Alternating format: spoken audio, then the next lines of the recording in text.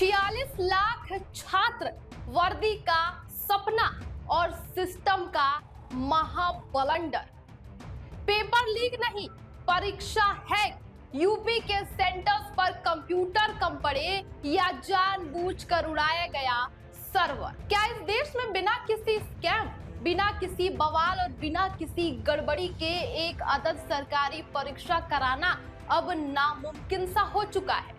क्या सिस्टम का हर पुर्जा इतना सड़ चुका है कि वो लाखों युवाओं के आंसुओं का वजन ही नहीं संभाल पाता? जी हाँ, ऐसा ही कुछ खौफनाक और हैरान करने वाला मंजर देखने को मिला उत्तर प्रदेश के कई परीक्षा केंद्रों पर, जहां एसएससी जीडी की परीक्षा देने पहुंचे छात्रों का सिस्टम ने माथा ही घुमा दिया।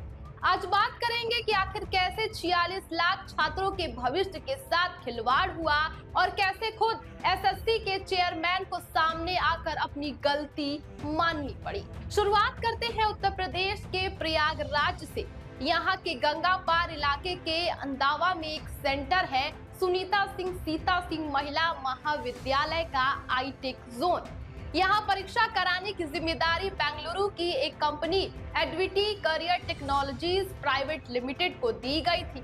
अब जरा यहाँ का गणित समझिए, जिसे सुनकर आप दंग रह जाएंगे। मीडिया रिपोर्ट्स की माने तो इस सेंटर पर कुल कंप्यूटर थे 650। दूसरी शिफ्ट में बुलाए गए छात्रों की संख्या थी 505 की जगह सीधे 1035। तीसरी शिफ्ट में छात्र बुलाए गए 495 की जगह 1034। यानी जितनी कुर्सियां थीं, जितने कंप्यूटर थे, उससे दोगुने छात्र वहां पहुंच गए। अब कंप्यूटर तो आसमान से टपकने वाले नहीं है। नतीजा ये हुआ कि छात्र बाहर खड़े रहे, अंदर जाने के लिए भिड़ते रहे और भारी अफरा तफरी मच गई। यही हाल गोरखपुर में भी देखने को मिला।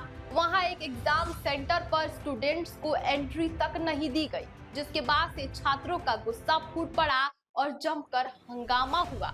लोग होटल बुक करके पैसे खर्च करके पहुंचे थे, लेकिन वहां बोर्ड टंगा था, परीक्षा रद्द है।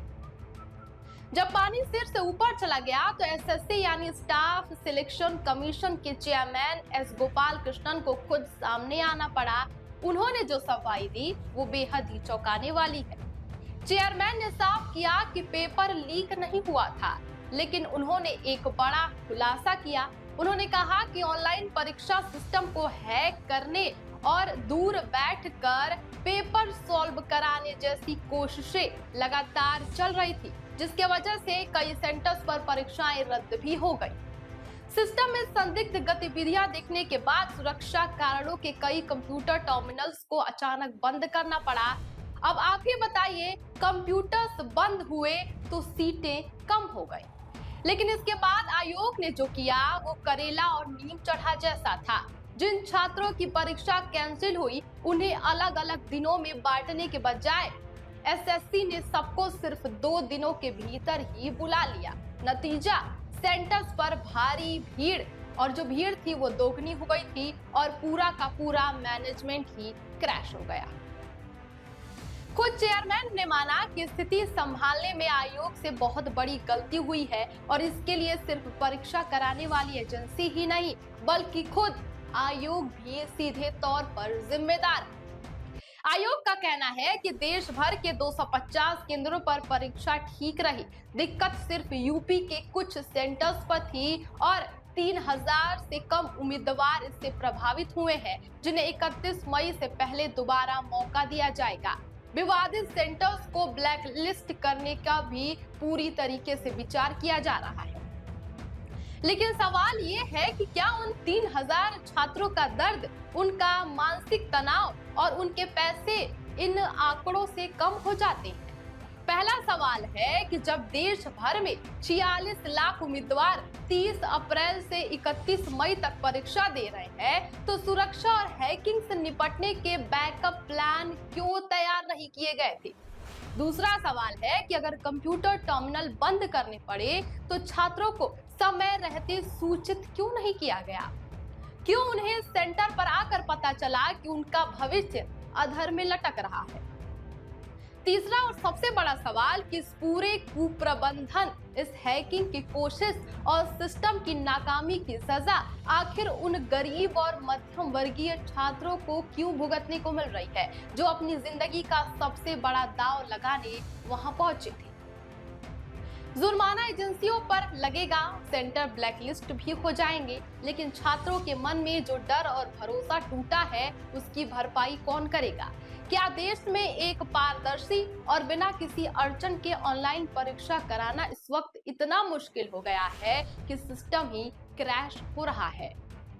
इस पूरी अव्यवस्था और एसएससी चेयरमैन के बर्ताव को लेकर के इस वक्त सोशल मीडिया पर हंगामा मचा हुआ है।